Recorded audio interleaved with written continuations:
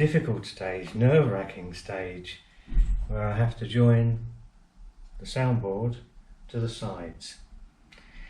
Now the glue sets very quickly, so you've got to get everything prepared and get the glue on and get it clamped in place absolutely speedily, so that you don't cause a problem with some part not drying or drying without a good bond.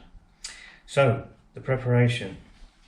On the base here, I've now trimmed back all of the braces, so they're just coming in just short of the outside of the guitar, and with the base of the guitar itself, the sides of the guitar itself, I've notched inside here so that the slope of the brace just fits in nicely into the groove and allows the side to fit snug to the bottom.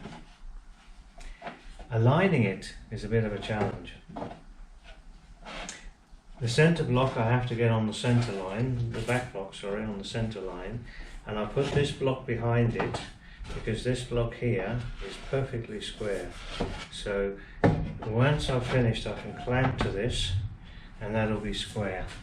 That's one end. This end, we've actually got two holes pre-drilled into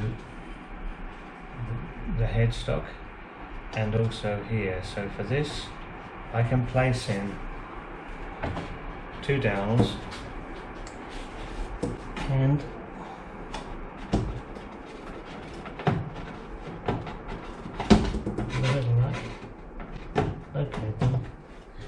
like that. The sides still move around a bit, so I've got to be able to find exactly the right place and then clamp. So let's see how it goes.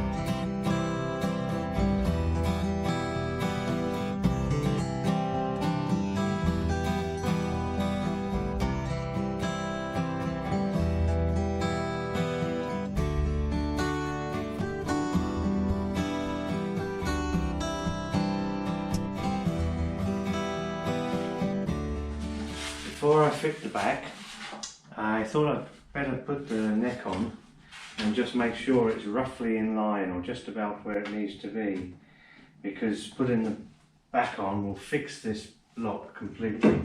So I've been working on this dovetail joint here and I think I'm just about there now. So it's looking pretty good from a level point of view, and it's just slightly kicked back.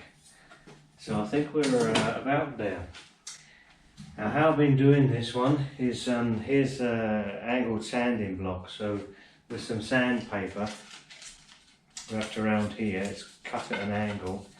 I'm just able to take that very gently off like that on either side and keep that angle nice and straight. I found a little trick because finding out exactly where the high spots are is not so easy.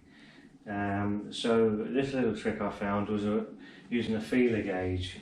Somebody recommended using carbon paper, but I don't know where to get carbon paper these days, nobody uses it. But if you put this one down here, the feeler gauge, and you put this inside, hold it nice and firm, and then pull this out, wiggling it.